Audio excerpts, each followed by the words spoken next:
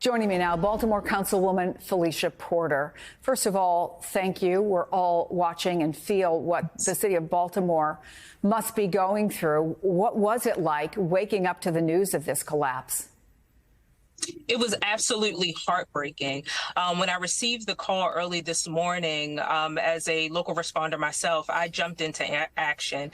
I wanted to make sure, one, that the communities that I serve in South Baltimore knew what was going on, but also that the citizens of Baltimore knew that local representatives, city, state, and federal representatives were at the helm, and they were taking charge of the situation. So do you feel confident that what needs to get done right now is being done and that there is cooperation between local, state, and federal officials?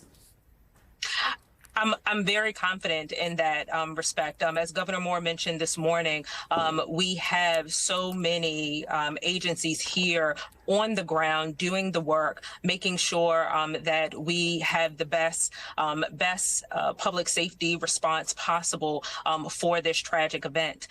Also, I know that the administration has been in contact not only with our federal delegation, but also with the Biden-Harris administration in order to make sure that we have the necessary national and federal resources into Baltimore.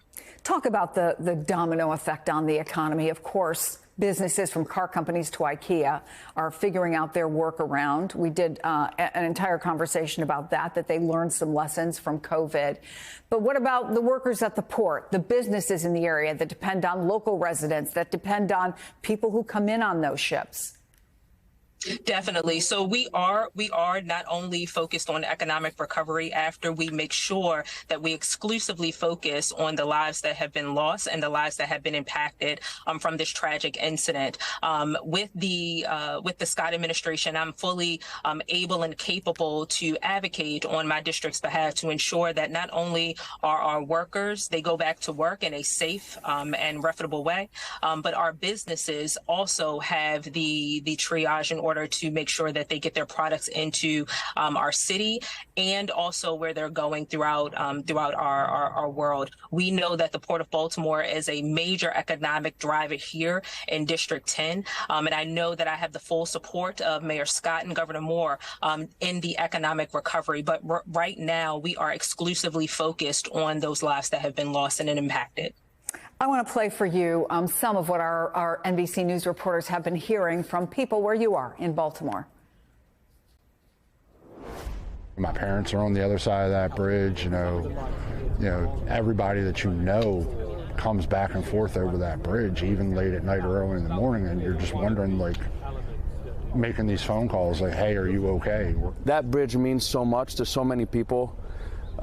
It connects to significant parts of town. The amount of money that we're going to lose in our crabbing, our fishing industry, our taxes are going to go up, the commute's going to get really bad.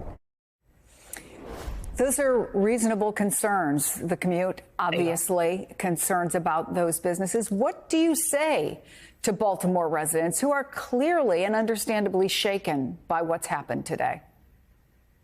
I would just say, you know, we are here. We are doing the best that we can with the resources and assets that we have at the city, state, and federal level. But I ask for your patience. This is something that unforeseen to all levels of government that we are managing in real time. And we understand the economic recovery that's going to come after. But we want to make sure that not only do we have a safe place in the port, but also the families that have been affected by the lives that have been lost from this tragic incident have their respected place as well. So while I do hear the residents of Baltimore, I hear their concerns about economic recovery, my focus is really on the lives that have been lost. And I know Mayor Scott and Governor Moore, their focus is on the lives that have been lost as well, so that we ensure that those families that have been impacted, they also get the same amount of respect that we're talking about as well. Baltimore City Councilwoman Felicia Porter, thank you. Hey everyone, MSNBC has a new and improved app. You'll get real-time alerts and analysis, live blogs, in-depth essays, video highlights, and the best 2024 election coverage. Download the new MSNBC app. Here's how to do it. You tap on the App Store on your phone. You hit search on the bottom right corner, you type in MSNBC, you click on the MSNBC app, you click on Get or the cloud icon, and enjoy it.